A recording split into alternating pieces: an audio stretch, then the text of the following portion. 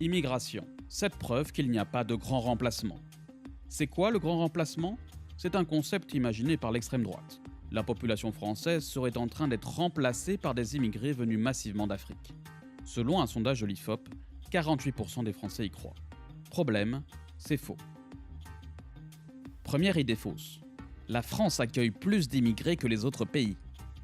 En réalité, la France compte 5,9 millions d'immigrés de nationalité étrangère, soit seulement 9% de la population. C'est un taux inférieur à de nombreux pays. Au Royaume-Uni et aux États-Unis, ils sont 13%, en Allemagne 15% et en Suisse 23%. Deuxième idée fausse. Les musulmans vont devenir majoritaires.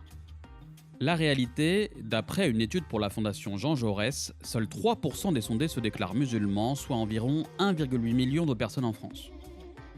Parmi ces 3% de musulmans, environ un tiers se rend une fois par mois à la mosquée. Troisième idée fausse. Il y a énormément de mosquées en France. On compte 2400 mosquées en France, moins de 100 ont un minaret. Les églises sont-elles au nombre de 42 000. Il y a donc une mosquée pour 17 églises. Quatrième idée fausse, les immigrés ne sont pas originaires d'Europe. En réalité, les profils sont très variés. En 2015, parmi les 232 000 étrangers qui sont entrés en France, 84 000 venaient de l'Union européenne. Les Européens représentent donc plus du tiers des nouveaux arrivants. Par ailleurs, 70 000 étrangers entrés en France étaient des étudiants. Cinquième idée fausse, le grand remplacement va se produire avec les descendants d'immigrés. En réalité, 7,3 millions de personnes ont au moins un parent immigré, soit 11% de la population. Là encore, leurs origines sont très diverses. 45% sont d'origine européenne, 31% ont des origines maghrébines, 11% viennent d'Afrique subsaharienne, 9% d'Asie et 4% d'Amérique et d'Océanie. Sixième idée fausse. Le regroupement familial permet à beaucoup d'étrangers de s'installer en France. En réalité, en 2015, le regroupement familial a concerné 12 000 personnes. C'est seulement 5% des étrangers arrivant en France. Et ça diminue. Ils étaient 16 000 en 2012 et 23 000 en 2003.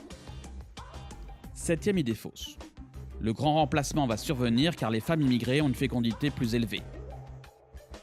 Les femmes immigrées ont un taux de fécondité supérieur, c'est vrai.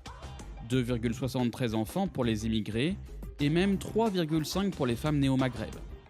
Alors que pour les femmes sans lien avec l'immigration, c'est 1,86 enfants en moyenne. Mais pour de nombreux démographes comme Hervé Lebras, la différence est trop faible pour peser significativement sur la moyenne nationale. Et là encore, il faut nuancer. Près de 40% des mères immigrées ont des enfants avec un père non immigré. Les descendantes d'immigrés, quand elles deviennent mères, ont un taux de fécondité qui rejoint les femmes sans lien avec l'immigration, 1,85 enfants. En 2016, la moyenne nationale est à 1,92 enfants.